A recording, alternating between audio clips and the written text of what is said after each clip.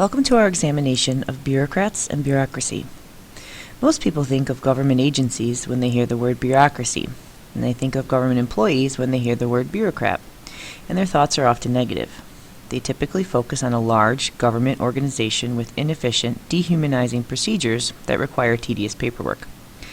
They visualize long lines at the Department of Motor Vehicles as uncaring workers, who they believe cannot be fired, who slowly process mounds of forms. Taxpayers are not the only people who think and speak negatively of the bureaucracy. Even our presidents, who rely on bureaucrats and bureaucracies to implement their policy promises, historically have not hesitated to criticize bureaucrats.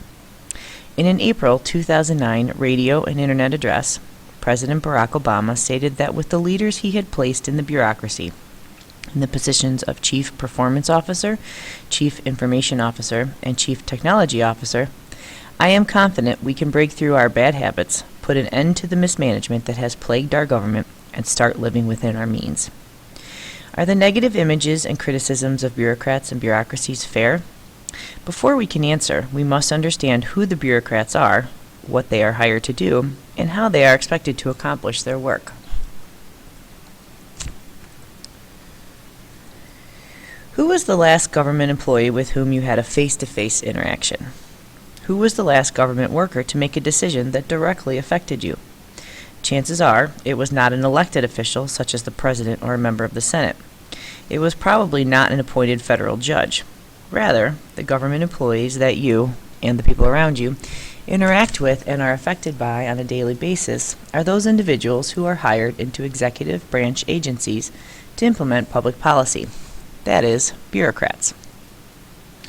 Bureaucrats include government employees, such as the administrator who reviews college students' Pell Grant applications, the Food and Drug Administration, or FDA, inspectors who monitors foods and drug quality, and the Equal Employment Opportunity Commission lawyer who argues that an employer allowed sexual harassment of its workers. Bureaucrats provide the public services that elected officials authorize, and in doing so, they make decisions that affect people daily. Because elected officials and ordinary citizens perpetually criticize bureaucrats and bureaucracies, individuals working in the national bureaucracy do not take being called a bureaucrat as a compliment. Bureaucrats prefer the term public servant because that phrase captures how they see themselves and their essential job goal.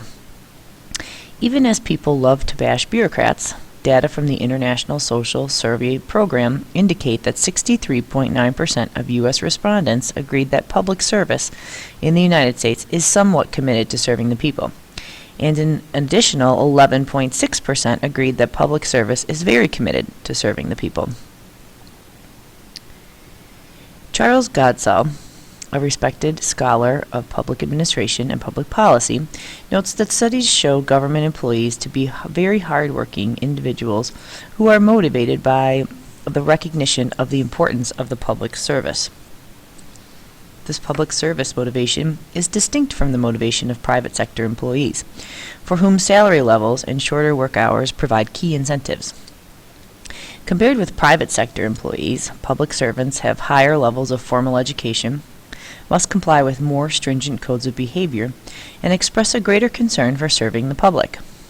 In addition, government bureaucrats tend to report somewhat higher levels of job satisfaction than do their private sector counterparts. Very few children say that they want to be bureaucrats, yet millions do aspire to careers as public servants, including teachers, police officers, lawyers, and healthcare professionals. National, state, and local governments hire professionals such as these to implement public policy, to do the business of government. Chances are, whatever your major in college, you can get a job as a public servant. In fact, approximately 40% of federal civilian public servants and almost 50% of both state and local public servants have at least a bachelor's degree. In comparison, only about 25% of private sector workers have at least a bachelor's degree. As this chart shows you, it presents a comparison of the distribution of employment by major occupational groups for the federal government and for all industries in the United States.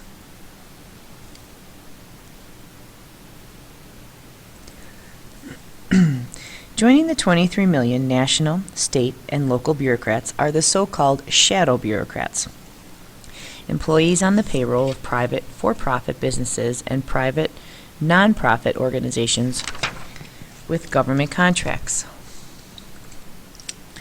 Through a process of contracting out, also called outsourcing or privatizing, the government signs work contracts with these organizations to assist in the implementation of national policy. In other words, shadow bureaucrats do the work of government, but they do not receive a government paycheck. In summary, today, a mix of national, state, and local bureaucrats, as well as shadow bureaucrats, deliver national public services. In addition to having in common the delivery of public services, public and shadow bureaucrats share a similar work environment.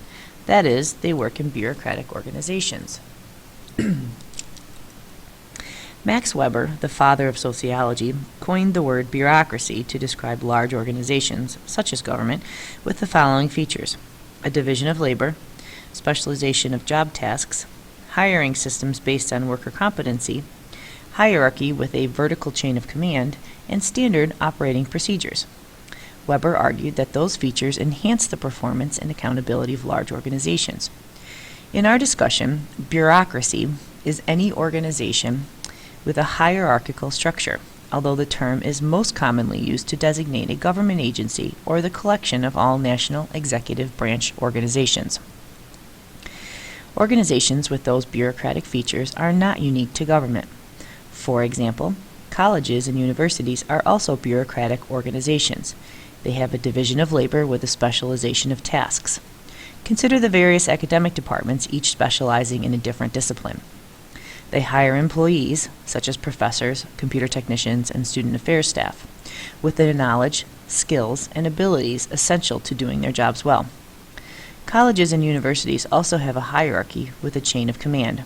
Faculty members report to chairpersons, who report to a dean, who reports to the vice president for academic affairs, who reports to the president, who makes final decisions. University employees implement standardized procedures to register students for classes, determine financial aid eligibility, and punish violations of the conduct code. So, although most people think of government when they hear the word bureaucracy, a bureaucracy is any organization with Weber's bureaucratic structure. Yet, in this discussion, as is appropriate to our study of American government, we focus on the departments and agencies that compose the national government bureaucracy.